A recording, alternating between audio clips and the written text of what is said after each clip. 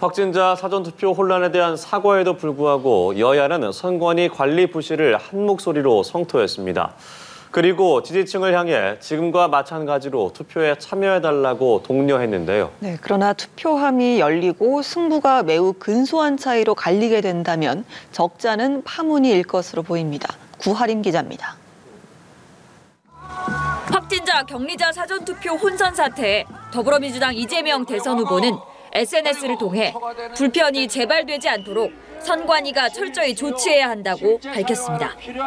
이낙연 총괄선대위원장과 윤호중 원내대표 등 당 지도부도 일제히 선관위에 책임을 물었습니다.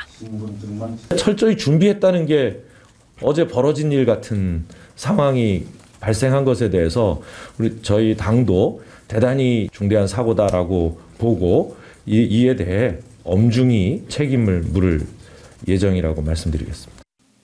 국민의힘 윤석열 대선 후보 역시 유세 현장에서 투표 관리 문제가 심각하다고 지적하면서 정권이 바뀌면 철저히 조사할 테니 걱정 말고 투표해달라고 강조했습니다. 당에서는 책임자 거취 표명까지 요구했습니다.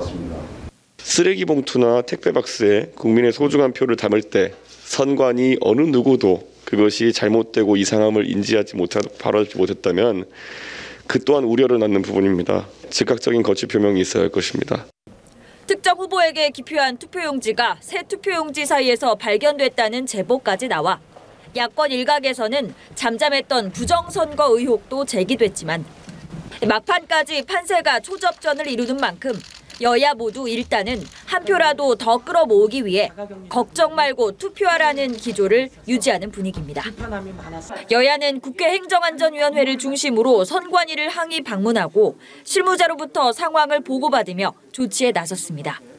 예측 가능한 상황임에도 충분한 대비가 부족했다는 여론의 비판이 끊이지 않는 가운데 여야는 선관위에 재발 방지를 강력 촉구했습니다. 그러나 투표가 끝나고 개표한 결과 근소한 차이로 당락이 갈린다면 이번 사태가 불공정 시비의 불씨가 될 수 있다는 우려가 나옵니다. 연합뉴스TV 구하림입니다.